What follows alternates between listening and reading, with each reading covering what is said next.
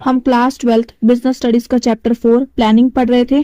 आज हम उसका पार्ट 3 पढ़ेंगे, जिसका फर्स्ट टॉपिक है प्लान। प्लान का मतलब क्या होता है? प्लान एक डॉक्यूमेंट होता है जो बताता है जो गोल्स सेलेक्ट किए गए हैं ऑर्गेनाइजेशन के द्वारा उन्हें कैसे अचीव किया जा सकता है। प्लान का मतलब होता है स्पेसिफिक एक्शन से जो डिजाइन किए गए हैं ऑर्गेनाइजेशन की हेल्प करने के लिए, जिससे वो जो उनके गोल्स हैं उनको अचीव कर पाए। गोल्स डिसाइड करना, फिर प्लान्स बनाना जो बताता है एक्शंस को जो लेने हैं काम को पूरा करने के लिए, जिससे जो ऑर्गेनाइजेशन के गोल्स हैं उनको अचीव किया जा सके। प्लान्स दो तरह के होते हैं। पहला होता है सिंगल यूज प्लान्स, दूसरा होता है standing plans. Single use plan मतलब वन टाइम यूज प्लान, क्योंकि ये प्लान्स जो है वो बनाए जाते हैं एक पर्टिकुलर गोल को अचीव करने के लिए। जो एक बार अचीव हो गया तो दोबारा नहीं होगा फ्यूचर में। एक पर्टिकुलर गोल है, उसी के लिए क्या किया, प्लान बनाया और उस गोल को अचीव कर लिया, तब वो प्लान दूसरे गोल के लिए थोड़ी काम आ सकता है। इसलिए इनको बोला जाता है वन टाइम यूज प्लान, जो एक पर्टिकुलर गोल के लिए बनाया जाता है। ऐसे गोल्स जो दोबारा रिपीट नहीं होंगे। इन प्लान्स में आता है बजट, प्रोग्राम्स और प्रोजेक्ट्स, जिनको आगे हम डिटेल में पढ़ेंगे। एग्जाम्पल दे रखा है प्लानिंग करना, ऑर्गेनाइज करने के लिए एक इवेंट को, सेमिनार को और कॉन्फ्रेंस को। अब देखो, जैसे इवेंट अलग अलग तरह के होते हैं, तो एक पर्टिकुलर गोल है, उसी के लिए प्लान बनाना और उसके अकॉर्डिंग इवेंट जो है वो सक्सेसफुली एग्जीक्यूट होना चाहिए। ऐसे ही दूसरे इवेंट्स के लिए दूसरा प्लान। अब इसके फीचर्स पढ़ते हैं। सिंगल यूज प्लान्स क्या होते हैं? एक ही बार यूज किए जा सकते हैं, used only once. Second feature है ये जो प्लान्स होते हैं वो एक स्पेसिफिक सिचुएशन के लिए बनाए जाते हैं, जैसे एक पर्टिकुलर इवेंट के लिए, सेमिनार के लिए या फिर कॉन्फ्रेंस के लिए। थर्ड है this plans are discarded when the situation is over. इन प्लान्स का कोई यूज नहीं होता जब सिचुएशन, या हम बोल सकते हैं इवेंट, गोल जब अचीव हो जाता है। फोर्थ है हर टाइम एक नया प्लान बनाया जाता है न्यू सिचुएशन के लिए, क्योंकि ये वन टाइम यूज प्लान होते हैं। अब सेकंड है स्टैंडिंग प्लान्स। स्टैंडिंग प्लान्स को रिपीट यूज प्लान्स भी बोला जाता है, क्योंकि ये जो प्लान्स है वो फोकस करते हैं उन सिचुएशंस पर जो बार बार रिपीट होती है। इन प्लान्स के अंदर आते हैं पॉलिसीज, प्रोसीजर्स, मेथड्स और रूल्स। जैसे एग्जांपल दे रखा है रिक्रूटमेंट ऑफ एम्प्लॉयज। रिक्रूटमेंट का मतलब होता है एक ऐसा प्रोसेस जिसमें फाइंड किया जाता है, अट्रैक्ट किया जाता है, हायर किया जाता है न्यू एम्प्लॉयज को डिफरेंट पोजीशंस में ऑर्गेनाइजेशन में। क्योंकि रिक्रूटमेंट क्या है, एक ऐसी सिचुएशन है जो बार बार रिपीट होगी एक ऑर्गेनाइजेशन में, इसलिए इनके लिए जो प्लान्स बनाए जाएंगे वो कौन से होंगे? Standing plans. अब इसके फीचर्स पढ़ते हैं। फर्स्ट है ये रिकरिंग प्लान्स होते हैं, इन्हें बार बार यूज किया जा सकता है एक इनडेफिनाइट पीरियड के लिए, मतलब टाइम लिमिट नहीं है। सेकंड है standing plans are stable in nature. Standing plans stable होते हैं नेचर पे, क्योंकि इन्हें बार बार यूज किया जा सकता है। थर्ड है ये जो प्लान्स होते हैं गाइडलाइंस की तरह काम करते हैं स्मूथ फंक्शनिंग के लिए ऑर्गेनाइजेशन के। दोनों समझ में आ गए। अब टाइप्स ऑफ प्लान्स पढ़ते हैं, जिसमें फर्स्ट है ऑब्जेक्टिव्स। ये ना ही सिंगल यूज होते हैं और ना ही स्टैंडिंग प्लान होते हैं। अब मीनिंग समझते हैं। ऑब्जेक्टिव्स वो एंड्स होते हैं, जिसका मतलब ऐसा रिजल्ट, आउटकम जो मैनेजमेंट अचीव करना चाहता है एक गिवन टाइम पीरियड में अपने ऑपरेशंस द्वारा, मतलब अपनी वर्किंग के कारण, या हम बोल सकते हैं अपने काम से। जो भी एक्टिविटीज परफॉर्म की जा रही है, टास्क किए जा रहे हैं, वो किस लिए किए जा रहे हैं? इन ऑब्जेक्टिव्स को अचीव करने के लिए। ये वो रिजल्ट है, आउटकम है जो एक मैनेजमेंट, एक ऑर्गेनाइजेशन अचीव करना चाहता है। ऑब्जेक्टिव्स बताते हैं क्या करना है, what is to be done. ये एंड रिजल्ट्स होते हैं प्लानिंग के। जो सभी एक्टिविटीज होती हैं वो ऑब्जेक्टिव्स को अचीव करने के लिए की जाती हैं। ये फ्यूचर स्टेट ऑफ अफेयर्स मतलब वो पोजीशन होती है जिन्हें फ्यूचर में ऑर्गेनाइजेशन अचीव करना चाहता है। ऑब्जेक्टिव्स गाइड की तरह काम करते हैं ओवरऑल बिजनेस प्लानिंग के लिए, बताते हैं किस डायरेक्शन में काम करना है। ये जो ऑब्जेक्टिव्स हैं वो सेट किए जाते हैं टॉप लेवल मैनेजमेंट के द्वारा। अब ऑब्जेक्टिव्स क्या होने चाहिए, स्मार्ट होने चाहिए। एस फॉर स्पेसिफिक मतलब क्लियरली डिफाइंड होने चाहिए और आइडेंटिफाइड होने चाहिए मतलब क्लियरली पता होना चाहिए। एम से मेजरेबल जिसका मतलब होता है प्रोग्रेस को ट्रैक कर सके और डिटरमाइन कर सके कि जो ऑब्जेक्टिव्स है, गोल्स हैं वो अचीव हुए हैं या नहीं हुए हैं, मेजर किया जा सके। ए से होता है अचीवेबल जिन्हें पॉसिबली अचीव किया जा सके अवेलेबल रिसोर्सेज से। आर का मतलब होता है रेलेवेंट, रिलेटेड होने चाहिए ऑर्गेनाइजेशन से जिन्हें वो अचीव करना चाहता है। टी का मतलब होता है टाइम बाउंड, एक प्रॉपर टाइम फ्रेम होना चाहिए जिसके अंदर इन्हें अचीव करना है। समझ में आ गया ऑब्जेक्टिव्स मतलब वो रिजल्ट, आउटकम जो मैनेजमेंट अचीव करना चाहता है एक गिवन टाइम पीरियड में अपनी एक्टिविटीज परफॉर्म करके। सेकंड है स्ट्रेटेजी, ये भी ना ही सिंगल यूज होता है और ना ही स्टैंडिंग प्लान होता है। स्ट्रेटेजी का मतलब होता है कम्प्रिहेंसिव जिसमें एवरीथिंग मतलब ये कंप्लीट प्लान होता है जिसमें गोल्स को अचीव करने से रिलेटेड जो भी एक्टिविटीज होती है उनके बारे में पूरी तरीके से रिसर्च की जाती है, पढ़ा जाता है और प्लान बनाया जाता है। इसमें आता है डिटरमाइन करना लॉन्ग टर्म ऑब्जेक्टिव्स को, अडॉप्ट करना एक पर्टिकुलर कोर्स ऑफ एक्शन को और साथ साथ रिसोर्सेज को एलोकेट करना इन ऑब्जेक्टिव्स को अचीव करने के लिए। ये टास्क होता है टॉप लेवल पीपल का। ये ध्यान रखने वाली बात होती है जब स्ट्रेटेजी बनाई जाती है तो बिजनेस एनवायरनमेंट को अच्छे से जान लेना जरूरी होता है। जैसे एग्जांपल के लिए अगर न्यू प्रोडक्ट लॉन्च करना चाहते हैं तो प्रॉपर एक मार्केटिंग रिसर्च करना, मार्केट रिसर्च करना, उससे रिलेटेड कॉम्पिटिटर्स के बारे में जानना, ये स्ट्रेटेजी के अंदर आता है। इसको एक कंप्लीट प्लान बोलते हैं।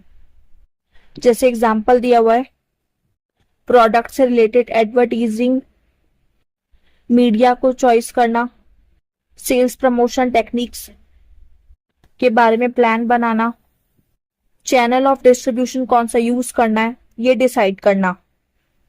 तो एक प्रोडक्ट से रिलेटेड सभी चीजें आ गई और भी आ सकती हैं। एक कंप्लीट रिसर्च करना, एक कंप्लीट प्लान बनाना ऑब्जेक्टिव्स को अचीव करने के लिए।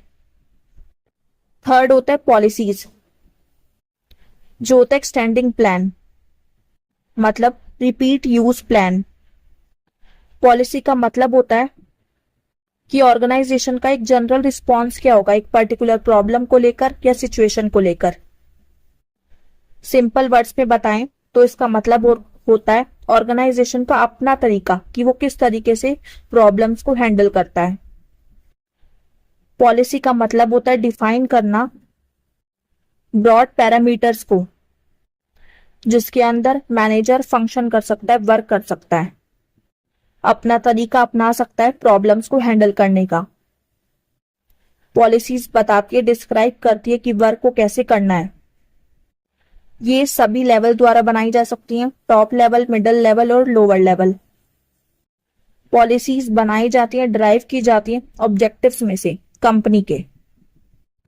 ये मदद करती हैं, एंकरेज करती है एम्प्लॉय को क्रिटिकल सिचुएशन में। जैसे एग्जांपल के लिए ये एक पॉलिसी है कंपनी की कि वो किसी भी पर्सन को एम्प्लॉय नहीं करेंगे जो 18 साल से कम की एज में होगा। तो ये क्या है, ऑर्गेनाइजेशन का अपना तरीका है कि 18 साल से कम वाले पर्सन को एम्प्लॉय नहीं करना है। और जैसे दूसरा एग्जांपल कंपनी की पॉलिसी है कि पहला पेमेंट क्लियर करो उसके बाद ही वो न्यू प्रोडक्ट्स की डिलीवरी देंगे।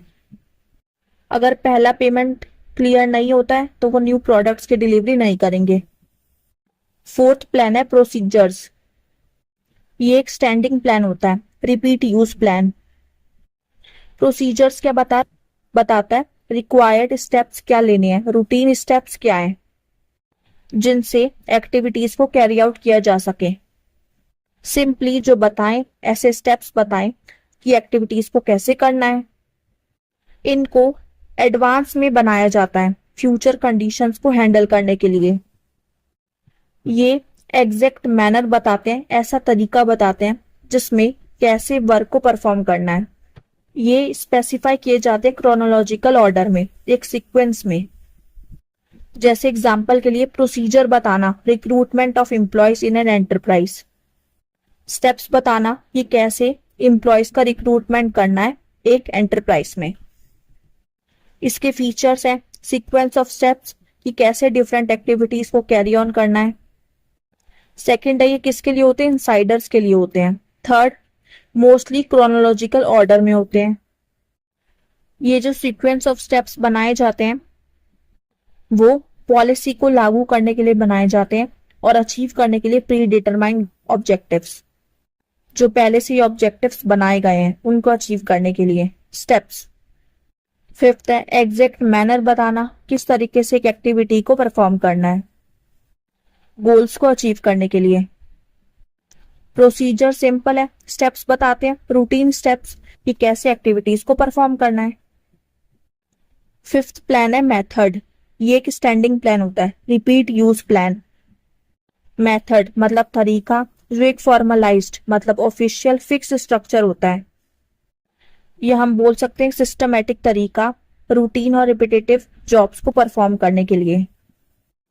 ये प्रोसीजर से अलग होता है क्योंकि ये बताता है कि प्रोसीजर का जो वन स्टेप है जो इसमें आता है और उसके साथ साथ स्पेसिफाई करता है कि इस स्टेप को कैसे परफॉर्म करना है।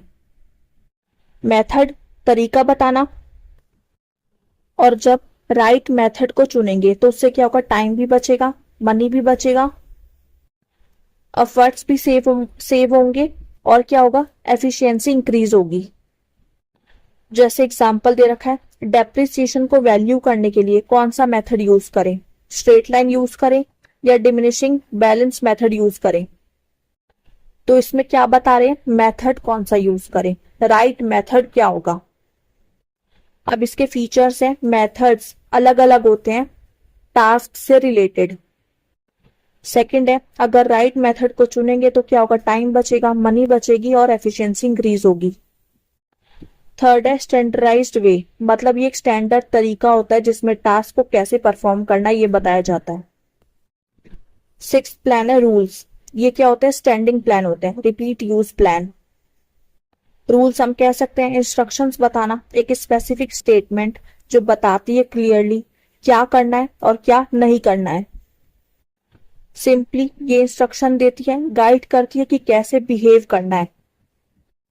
अब रूल्स हैं, इनको क्या करना है, स्ट्रिक्टली फॉलो करना है, और अगर फॉलो नहीं करेंगे तो क्या होगा, स्ट्रिक्ट एक्शंस लिए जाएंगे उन एम्प्लॉयज के खिलाफ जो इन रूल्स को फॉलो नहीं करेंगे, इनको ऑबे नहीं करेंगे, और पेनल्टी भी लगाई जा सकती है अगर इन रूल्स को तोड़ा जाएगा।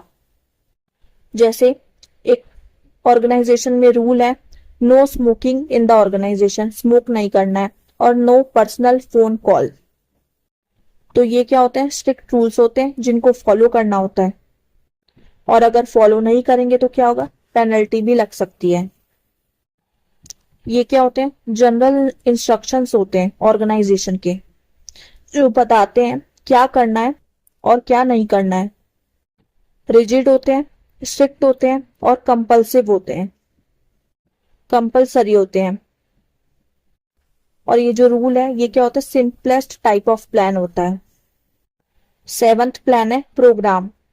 ये क्या होता है, सिंगल यूज प्लान होता है जो एक पर्टिकुलर गोल के लिए बनाया जाता है। प्रोग्राम क्या होता है, एक डिटेल स्टेटमेंट होती है एक प्रोजेक्ट के बारे में जो बताती है ऑब्जेक्टिव्स को, पॉलिसीज को, प्रोसीजर्स को, रूल्स को, टास्क को। जो एक पर्टिकुलर गोल के लिए बनाए जाएंगे, जिसमें ह्यूमन और फिजिकल रिसोर्सेस जो चाहिए उनके बारे में बताया जाता है और बजट बनाया जाता है एक पर्टिकुलर गोल के लिए जिसे अचीव करना होता है, या हम बोल सकते हैं प्रोजेक्ट के लिए। जैसे एग्जाम्पल दे रखा है कंस्ट्रक्शन ऑफ शॉपिंग मॉल, या कोई न्यू डिपार्टमेंट ओपन कर रहे हैं, तो ये क्या हुआ, एक पर्टिकुलर प्रोजेक्ट हुआ जिसके लिए policies, procedures, rules, task decide किए जाएंगे, ह्यूमन और फिजिकल रिसोर्सेज को डिसाइड किया जाएगा, बजट प्रिपेयर किया जाएगा प्रोजेक्ट को सक्सेसफुली कंप्लीट और अचीव करने के लिए। अब इसके फीचर्स क्या होंगे, डिटेल स्टेटमेंट होती है प्रोजेक्ट के बारे में, कॉम्बिनेशन होता है ऑब्जेक्टिव्स का, प्रोसीजर्स का, पॉलिसीज का, रूल्स का। ये प्रिपेयर किए जाते हैं बहुत सारी एक्टिविटीज के लिए जो इंश्योर करते हैं सिस्टमैटिक वर्किंग ऑर्गेनाइजेशन में। प्रोग्राम में छोटी छोटी डिटेल्स के ऊपर वर्क किया जाता है जो एक पर्टिकुलर प्रोजेक्ट से रिलेटेड होती हैं। प्रोग्राम का मतलब समझ में आ गया, एक डिटेल स्टेटमेंट जो एक पर्टिकुलर प्रोजेक्ट के बारे में बनाई जा रही है, जिसमें कॉम्बिनेशन आता है ऑब्जेक्टिव्स का, प्रोसीजर्स का, पॉलिसीज का, रूल्स का, रिसोर्सेज डिसाइड किए जाते हैं और बजट प्रिपेयर किया जाता है। 8 प्लान है बजट। ये एक सिंगल यूज प्लान होता है, मतलब वन टाइम यूज प्लान। ये ऐसी स्टेटमेंट होती है एक्सपेक्टेड रिजल्ट की जो फ्यूचर में एक्सपेक्ट करते हैं, जिसे एक्सप्रेस किया जाता है न्यूमेरिकल टर्म्स में एक स्पेसिफिक पीरियड ऑफ टाइम के लिए। बजट में क्या होता है, जो रिजल्ट्स होते हैं उन्हें हमेशा नापा जा सकता है क्योंकि वो न्यूमेरिकल टर्म्स में एक्सप्रेस किए गए हैं। जैसे एग्जांपल दे रखा है सेल्स बजट, जो बता सकता है, प्रिडिक्ट कर सकता है, एस्टिमेट कर सकता है सेल्स डिफरेंट प्रोडक्ट्स की हर एक एरिया में एक पर्टिकुलर मंथ में। अब इसके फीचर्स हैं, ये एक ऐसी स्टेटमेंट होती है एक्सपेक्टेड रिजल्ट की जो एक्सप्रेस की जाती है न्यूमेरिकल टर्म्स में, खर्चे के बारे में या एक्सपेक्टेड सेल्स के बारे में बताना। ये एक स्टैंडर्ड की तरह काम करता है मेजर करने के लिए और कंपेयर करने के लिए एक्चुअल परफॉर्मेंस को, क्योंकि ये क्या होती है कि एक एक्सपेक्टेड स्टेटमेंट होती है एक्सपेक्टेड रिजल्ट की। क्वांटिफाइज करता है, मतलब फ्यूचर फैक्ट्स और फिगर्स को क्वांटिटी में प्रिडिक्ट या एस्टिमेट किया जाता है। बजट जो है वो प्रिपेयर किए जाते हैं मैनेजर्स द्वारा हर एक लेवल पर। ये काम करते हैं कंट्रोलिंग डिवाइस की तरह, जिसमें अगर डेविएशंस आते हैं तो उनका ध्यान रखा जा सकता है।